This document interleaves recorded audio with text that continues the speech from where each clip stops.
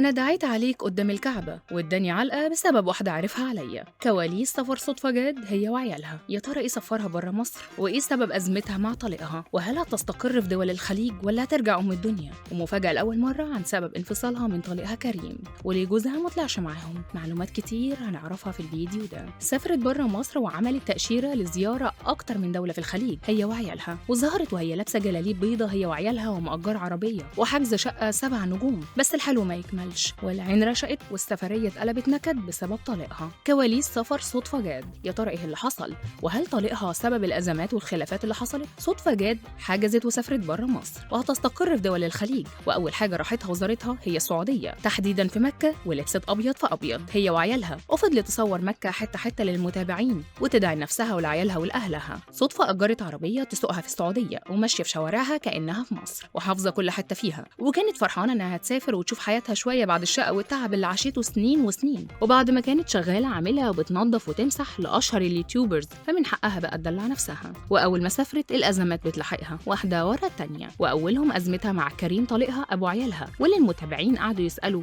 هو إزاي وافق إنها تسافر بأولاده من غير ما يبقى معاهم، وفضلت ساكتة وهو ساكت لحد ما طلعت في فيديو قال هي أمهم وأولى بيهم، وفيها إيه لما يسافروا معاها؟ هي أمهم وعارفة مصلحتهم، فما فيهاش أي أزمة لو طلعوا معاها وأنا موافق. وقعد يشكر في صدفة وإنها ست أصيلة و100 راجل. بس صدفة ما قدرتش تسكت وردت إنها مش فرحانة بالكلام اللي قالوا عنها، وإنها بتدعي عليه ليل نهار بسبب اللي عملوا معاها، وبتكشف لأول مرة عن سبب انفصالها وقالت بالنص.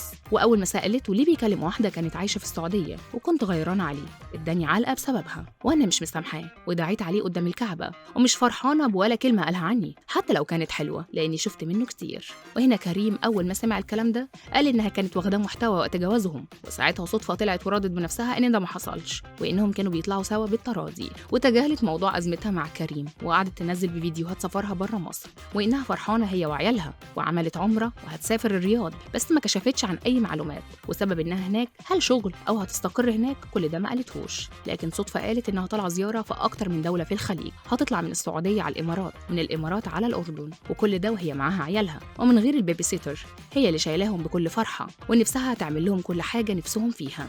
واللي ما يعرفش صدفة جاد فهي ست شقيانة طول عمرها، وأول ما انفصلت من جوزها الأول حست إن الطريق كان مسدود، لكن ربنا عوضها بجوزها ودايما بتقول عليه العوض، وإنها بتحبه وإن ده عوض ربنا اللي بعته لها في الدنيا. وأمها هي سندها وكانت دايما في ظهرها، وهي وش السعد عليها في مشروع الأكل البيتي والأونلاين، وكانوا بيكسبوا في الموسم زي الأعياد وأعمال الكحك والبسكويت بال4000 وال5000 جنيه. يا ترى تفتكروا صدفة جاد هتسيب مصر وتستقر في الخليج بعد شهرتها، ولا هترجع لأم الدنيا وفي حضن أمها وأخواتها وأهلها؟ شاركونا في التعليقات.